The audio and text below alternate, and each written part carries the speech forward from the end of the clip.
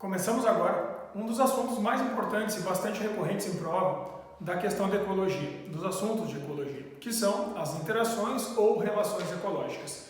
O que vem a ser uma relação ecológica? Relação ecológica é todo qualquer tipo de interação que um indivíduo vai ter com outro indivíduo. Quando acontece esse tipo de coisa, nós estamos analisando como eles interagem, como a vida de um afeta a vida do outro. Então, essas relações ecológicas, elas podem ser analisadas sob dois aspectos. Primeiro, sobre o benefício ou prejuízo causado por esse tipo de relação. E segundo, quem são os indivíduos que se relacionam? São indivíduos da mesma espécie ou são indivíduos de espécies diferentes? Quando acontece isso, se a gente tiver relações que aconteçam com benefício, a gente vai dizer que são relações harmônicas. As relações harmônicas, elas podem ser simbolizadas pelos sinais de mais e mais, dizendo os dois indivíduos que estão se relacionando estão ganhando, ou seja, está sendo bom para ambos, ou mais zero, ou zero mais, aonde diz que um dos indivíduos está ganhando. O mais significa é bom para o cara. E o zero significa tanto faz, não faz diferença nenhuma. Então as relações sempre harmônicas são aquelas que obrigatoriamente não podem ter nenhum tipo de prejuízo. Alguém, tá, mas o que é prejuízo? Prejuízo é morrer, perder pedaço, correr risco, ou de repente ser ameaçado. Qualquer tipo de coisa que interfira diretamente na vida de um ser vivo, prejudicando ele dentro do grupo ou levando ele à morte, é prejuízo. Então não pode acontecer isso. Já quando a gente tem relações onde existe um prejuízo, algum tipo, perda de espaço, perda de luz, perda de água, perda de parceiros sexuais, falta de comida, mortalidade, nesse caso, tem prejuízos, portanto, é uma relação desarmônica. As relações desarmônicas, elas podem ser simbolizadas pelos sinais mais menos, dizendo que alguém está perdendo, se alguém está perdendo já tem prejuízo, ou menos, dizendo que é ruim para os dois. Tipo, dois seres vivos que brigaram, os dois ficaram todos esgualepados, machucados, até um morrer e depois o outro morreu. Não interessa. Se os dois se machucaram, já é prejuízo, já é menos. Então, além da gente ver o benefício ou o prejuízo, a gente também avalia quando são da mesma espécie, que são indivíduos que têm, então, relações intraespecíficas, ou seja, dentro da mesma espécie, tipo eu e meu irmão, ou então relações interespecíficas, relações entre espécies diferentes, tipo eu com meu cachorro. Então, quando acontece isso, as relações interespecíficas, elas podem ser harmônicas ou desarmônicas. Então, a gente vai classificar com relação aos dois fatores anteriores. Quando a gente tem uma relação de indivíduos da mesma espécie, intraespecífica, ela também pode ser harmônica ou desarmônica. Então, nós temos uma série de exemplos, uma série conjunto de tipos de relações ecológicas que podem ser harmônicas, desarmônicas, inter. Então, nós vamos ver cada um desses tipos, pelo menos os tipos mais populares convencionais.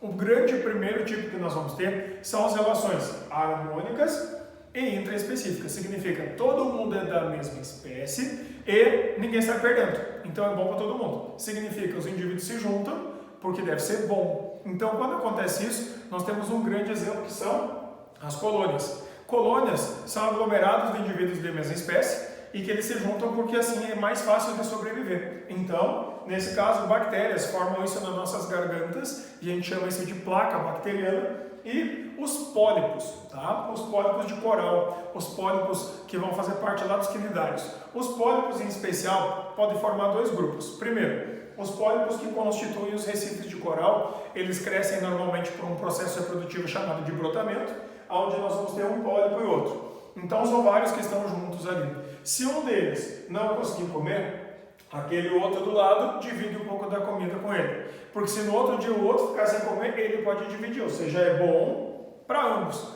Outro exemplo que nós temos entre pólipos também é os que formam a caravela portuguesa, que é um tipo de quinidário que fica flutuante no mar e que ele apresenta vários tipos de pólipos diferentes. Um que serve para coleta de comida, um que serve para flutuação, um que serve para defesa, um que serve para reprodução. Cada um faz seu papel. Então aqui, às vezes, pode ter uma certa divisão de trabalho, mas normalmente não tem diferença física entre eles. E aí, nesse caso aqui, eles também constituem um exemplo de colônia. Mas, então a gente deve tomar cuidado, porque nesses casos aqui, a gente pode ou não ter divisão de trabalho. Mas, como eu estava dizendo, se a gente tiver divisão de trabalho porque os indivíduos são fisicamente distintos e tem divisão ou organização por grupos sociais, então não é mais colônia. É uma relação harmônica também, é intra também, mas aí passa a ser uma sociedade. Sociedade tem algumas palavras-chave. Por exemplo, indivíduos que vão apresentar divisão de trabalho, divisão de classes sociais. Por exemplo, a abelha operária, a abelha rainha e o zangão. São 3 classes sociais diferentes. Cada um deles é fisicamente diferente porque é geneticamente distinto e por causa disso ele acaba assumindo função 1, função 2, função 3. Então, classes sociais com genéticas distintas e papéis sociais diferentes. Então, sempre tem formação de castas e divisão de trabalho, cada um faz seu papel. A abelha rainha, por exemplo, o papel dela é reproduzir. A operária, o papel dela é buscar comida para todo mundo. E o zangão é fazer filhos com a rainha e aumentar a quantidade de indivíduos dentro da colmeia para que todo mundo possa sobreviver. Ninguém pode parar. A parada de um dos indivíduos dentro do grupo pode significar a mortalidade de vários outros. Então, todo mundo é útil, todo mundo é necessário, todo mundo está ganhando desde que se mantenha junto. No caso da sociedade, então, a gente tem vários insetos sociais que passam por isso. Abelha, cupim, formiga, né? Então tem vários deles. E aí, nesse caso, todos são importantes, é bom para todo mundo, portanto, nós temos uma relação aqui que também é do tipo mais. É bom para ambos, todos os que estiverem relacionados. Aí, nós temos um outro tipo de relação que também é harmônica e intraespecífica, só que agora é uma associação provisória. Foi, juntou, desmancha, que é a relação do tipo reunião ou chamado também de gregarismo.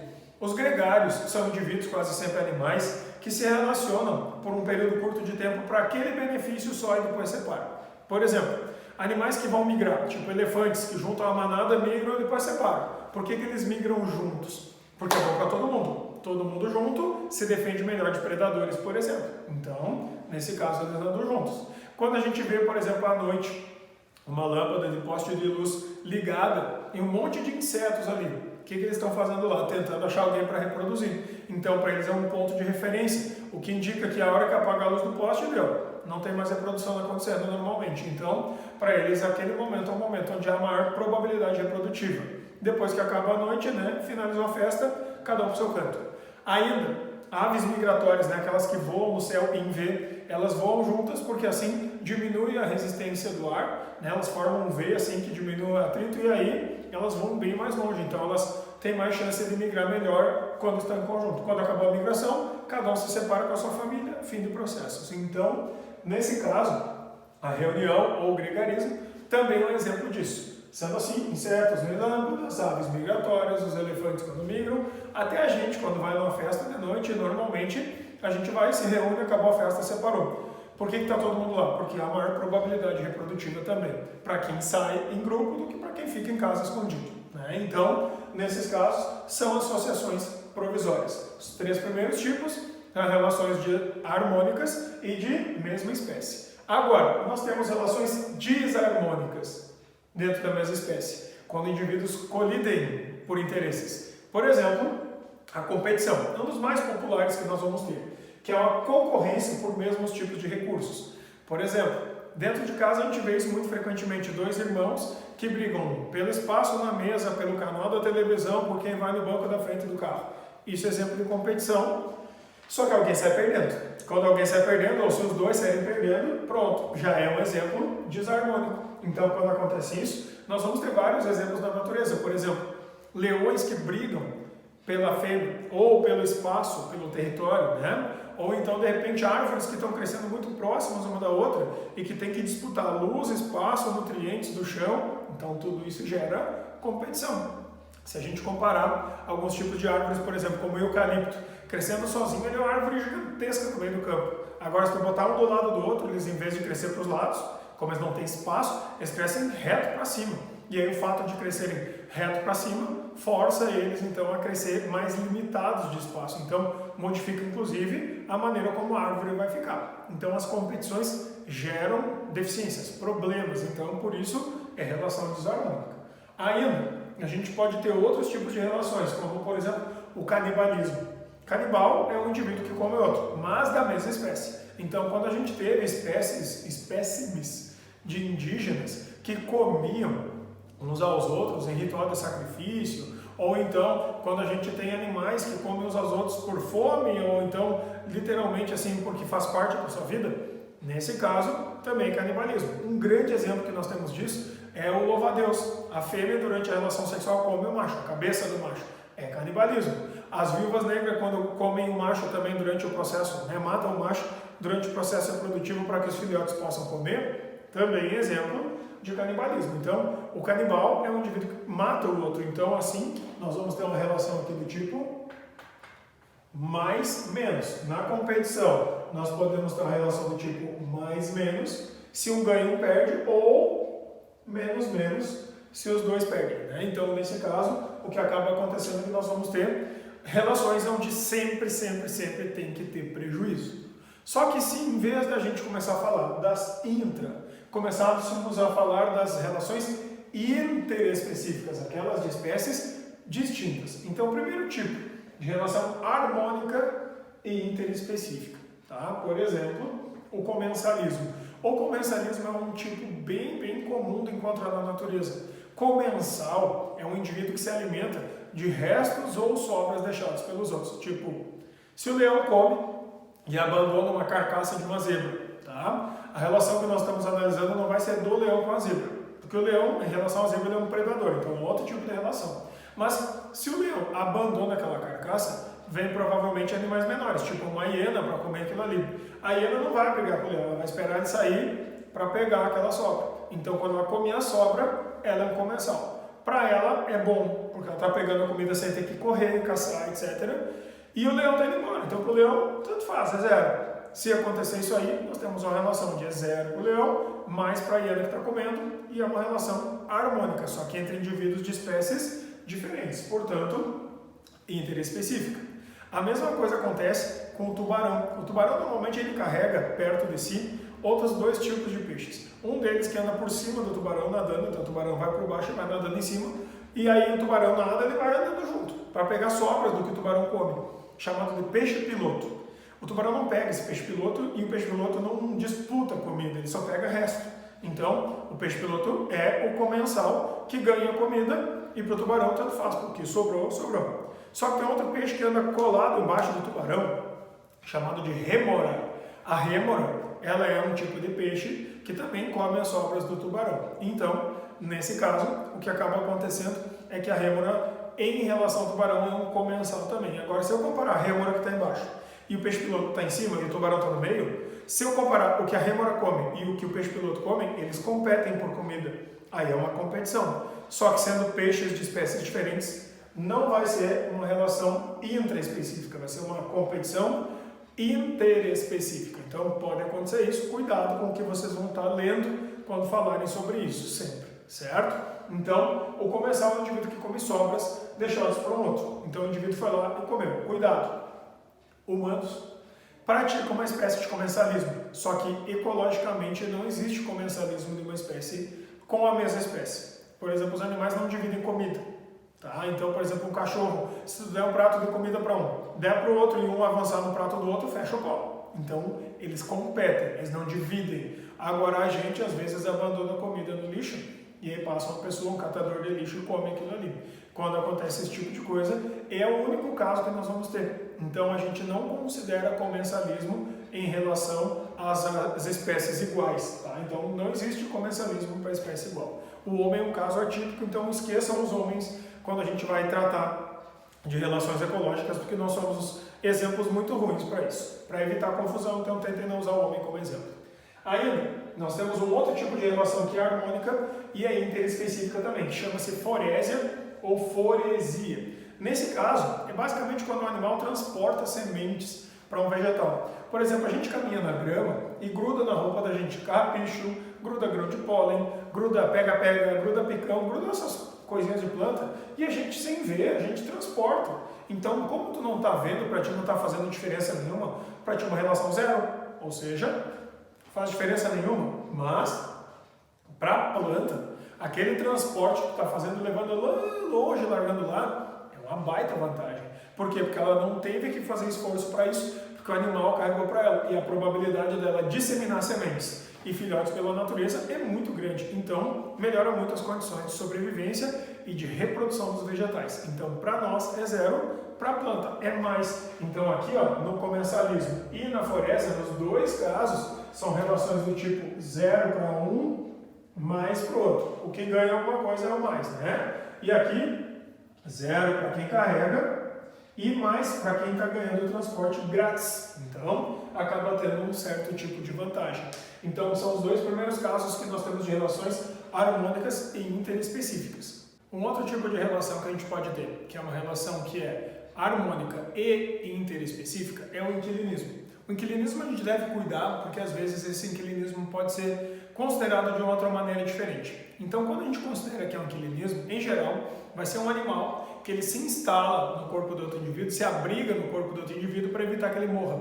Por exemplo, tem um bichinho chamado de peixe-agulha ou fierastia, que são peixes que entram dentro do pepino do mar, que fica lá com um buraco dentro do seu corpo, e ele serve de abrigo para outros indivíduos. Para o pepino do mar isso não faz diferença, então é uma relação do tipo 0, mas para o bichinho que se escondeu e se protegeu é do tipo mais. Então é uma relação do tipo 0 mais, aonde o inquilino é aquele indivíduo que se instala no lugar, e o outro, que é o hospedeiro, é aquele que serviu de abrigo. Mas cuidado, às vezes esse inquilinismo ele pode acontecer entre vegetais. Se acontecer entre vegetais, a gente considera que isso é um epifitismo, tem que ser planta. Aí é uma planta em cima de outra planta.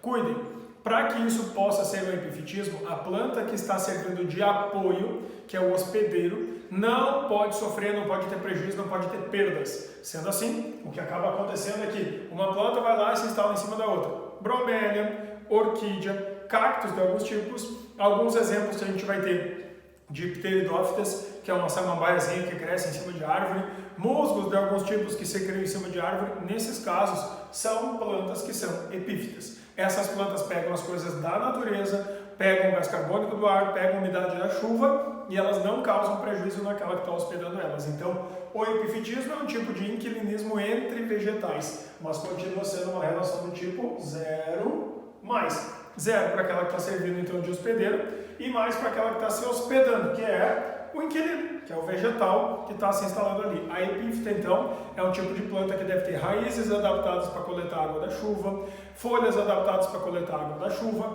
pólen que deve ser disseminado de forma fácil, para evitar justamente que ela tenha que entrar em contato com o solo. Então, são dois tipos de relações parecidas, só que a segunda é especificamente para plantas. Aí, nós temos um outro tipo de relação, que é uma relação também harmônica e interespecífica, que é uma relação de sinfilia. A relação de sinfilia é um tipo de relação onde um animal se alimenta de secreções liberadas por um outro ser vivo, que pode ser uma planta ou pode ser um bicho.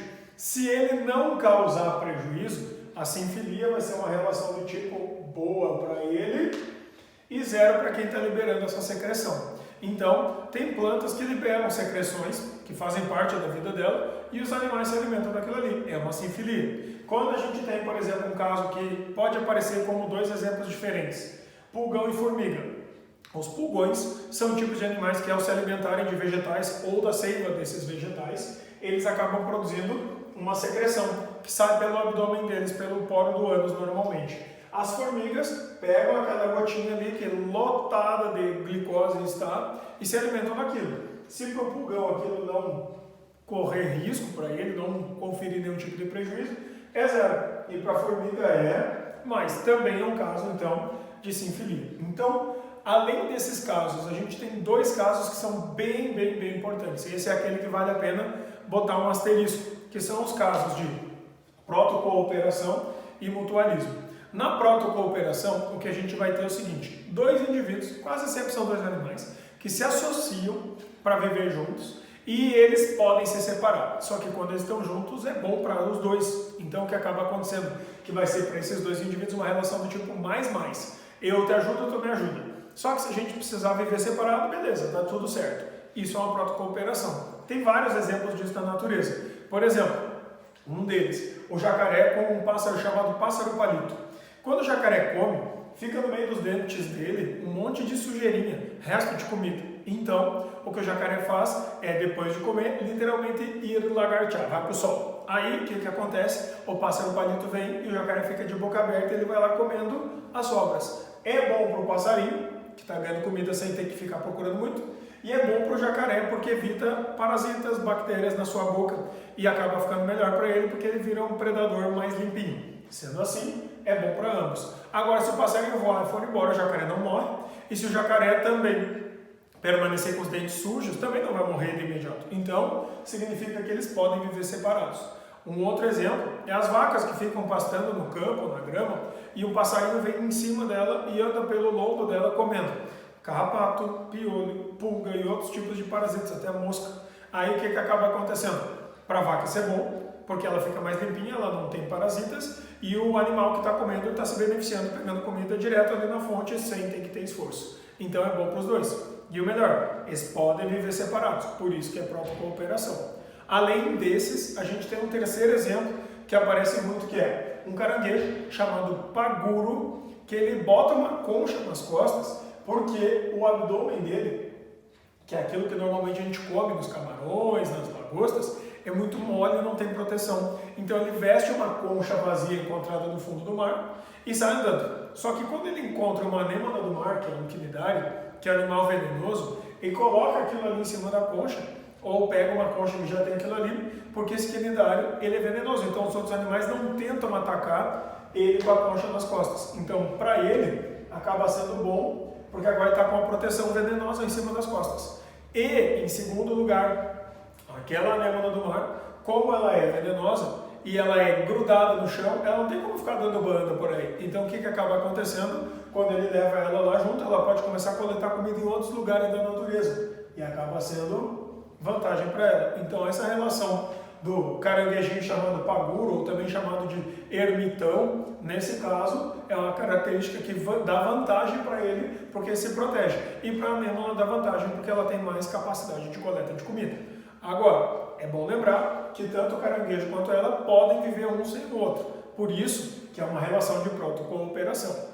Mas é possível que a gente tenha situações onde os indivíduos que se associam, eles não possam viver isolados, que eles tenham que viver juntos. Então, uma vez que se associam, ficam juntos para sempre, deixa de ser uma protocooperação e passa a ser um mutualismo.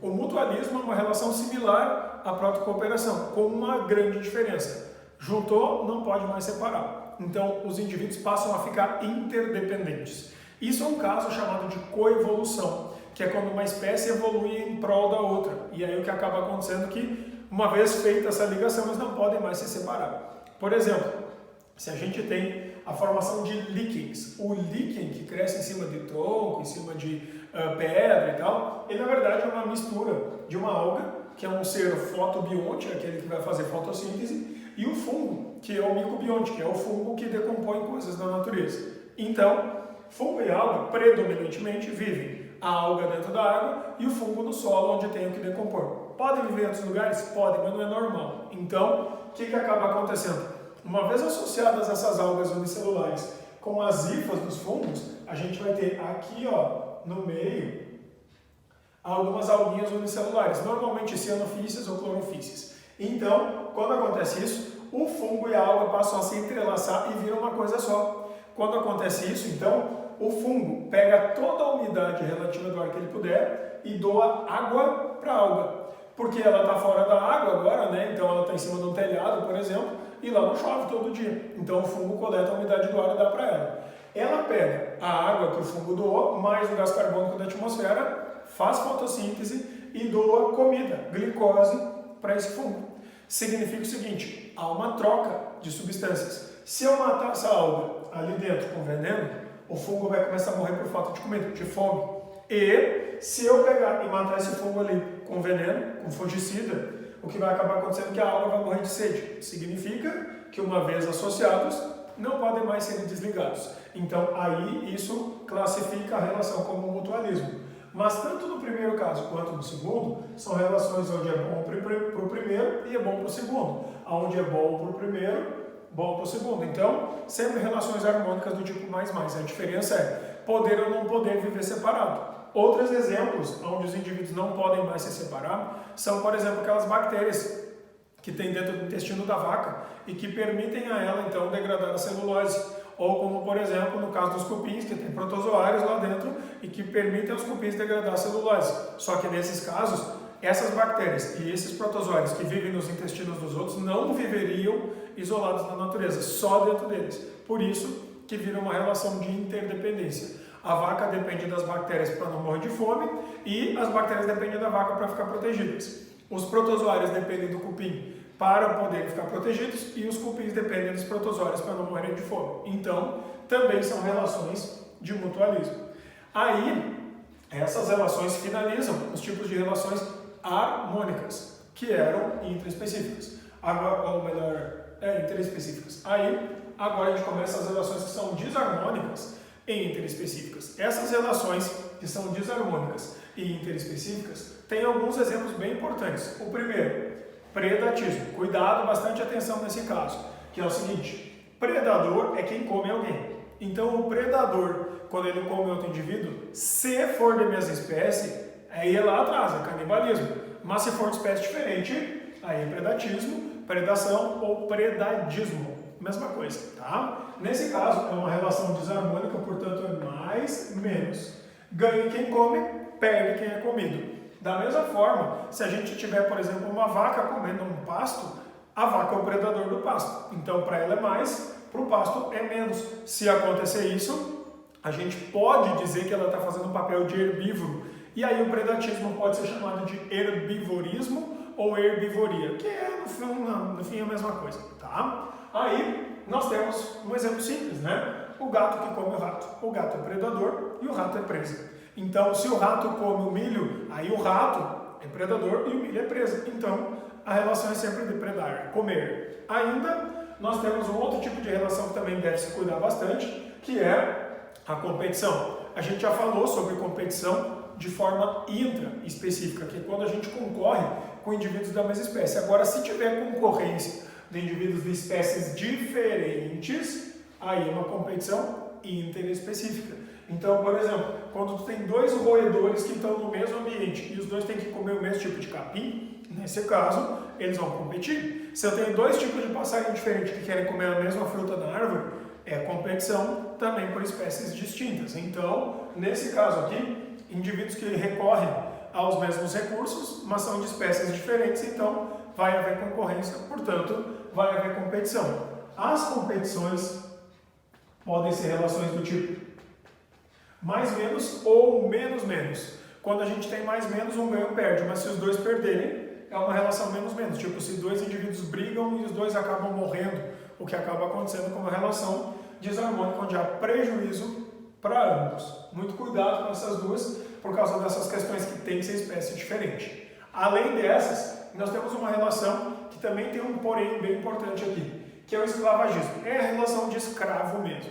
Então, alguém escraviza alguém. Lembra, a espécie humana é o único tipo de espécie que tem por hábito escravizar indivíduos da mesma espécie. Então, lembre, não usem humanos como exemplo.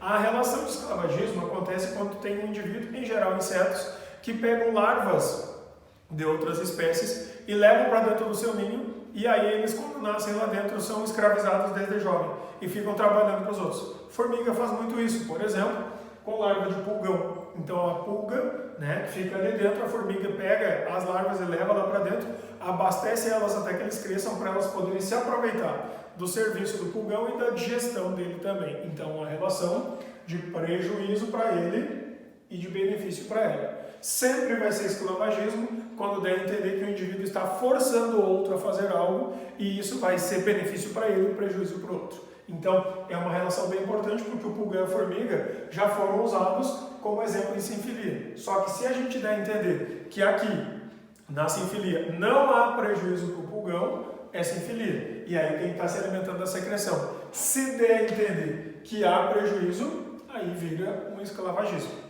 Uma outra forma de relação ecológica desarmônica e interespecífica bem importante é o amensalismo, também chamado antibiose. Essa relação acontece quando o indivíduo produz substâncias químicas que são tóxicas para outra espécie. Então ela tem uma função de antibiótico.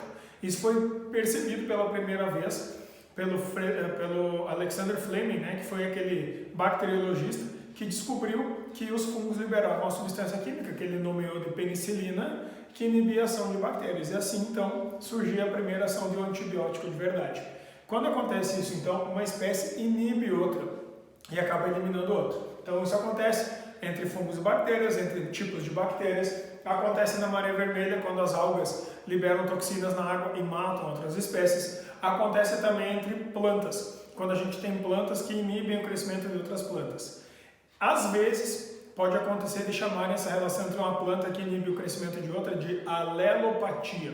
Quando acontece isso, a gente vê, por exemplo, no pinus e nos eucaliptos que inibem o crescimento das plantas que estão por baixo. Então, tu olha, por exemplo, no mato de eucalipto e de pinus, pela parte do solo, assim, tem nada, é tudo limpo, assim, porque as plantas grandes eliminaram pelas suas raízes substâncias que inibem as plantas pequenas menores, evitando a concorrência pelos nutrientes. Nesse caso, uma relação do tipo desarmônica, portanto, quem libera a substância e inibe os outros ganha, e quem morre ou é inibido acaba tendo prejuízo. Por isso que é uma relação do tipo mais-menos. Além dessas, nós temos uma última relação ecológica super importante, que é o parasitismo, que é quando tem um indivíduo que se instala em outro e vive às custas daquele lá. Por exemplo, pulga, carrapato, piolho, lombrigas que pode ter na gente, vírus, bactérias, todos esses são parasitas, um tem que viver às custas do outro. Só que, em geral, o hospedeiro ele deve sobreviver, porque o parasita, se matar o hospedeiro, é um parasita burro, porque ele acaba morrendo junto. Então, há a necessidade de tirar nutrientes sem causar prejuízo demais. Se ele causar muito prejuízo, o hospedeiro acaba morrendo junto. Então, às vezes, tu tem um parasita de um parasita. Por exemplo, a gente pode ter, por exemplo, uma lagarta que está parasitando uma planta. Nesse caso, a lagarta é parasita da planta, mas se a lagarta está contaminada por bactérias, aí as bactérias são parasitas do parasita. E se essas bactérias tiverem um vírus dentro, aí tu tem um parasita do parasita do parasita. Então, o parasita é um parasita normal. A bactéria que parasitou o parasita, ela é chamada de superparasita. E o vírus que contaminou a bactéria é o hiperparasita, porque na verdade ele está parasitando o que já parasitava ou o que estava parasitando. Então, nesse caso, uma sequência onde um rouba a comida do outro. Então, os parasitas são indivíduos que podem ser classificados de diversas formas. Primeiro, com relação ao número de hospedeiros. Quando tem um hospedeiro só, chamado então de parasita monogênico ou monoxeno. Tipo, nasce, cresce, reproduz e morre num ser vivo só. Tipo, a gente pode ter piolho. E pega o piolho, nasce, cresce, reproduz e não precisa sair de ti para viver. Segundo, quando a gente tem um parasita que tenha 2 hospedeiros obrigatórios, que é o caso então da tênia, por exemplo, que tem que passar pela gente, tem que passar pela vaca ou tem que passar pelo porco. Então, quando tem esse tipo de parasita, ele é chamado de parasita digenético ou heteroxeno. Nesse caso, implica ele ter 2 tipos de parasita, de hospedeiros para esse parasita, que são o hospedeiro definitivo, que é onde vai acontecer a reprodução sexuada, e o hospedeiro intermediário, que é onde acontece a reprodução assexuada do parasita. Além dessa classificação, nós temos uma outra classificação, que é onde está esse parasita. Então, esse parasita, se ele for interno, ele é chamado de endoparasita, tipo a tênia que fica dentro de nós. E quando a gente tem um parasita que fica pro lado de fora, é um parasita externo ou é ectoparasita, que nem a sarna, que nem a pulga, que nem o carrapato, que ficam pelo lado de fora. Só que aí tem casos de plantas que também podem ser parasitas. E aí, cuidado, porque planta parasita é diferente de planta epífita. A planta epífita, ela tem uma raizinha só para coletar água da chuva. Agora, quando tem uma planta que é parasita, ela tem raízes que enfiam todas as raízes para dentro do vegetal hospedeiro e vai lá para dentro para buscar seiva. Se essa planta que é parasita, ela buscar seiva bruta e é elaborada, ela fabrica pela fotossíntese, então nós temos uma planta que é um hemiparasita, ou seja, um parasita parcial, que significa uma parte é roubada e outra parte é fabricada da comida.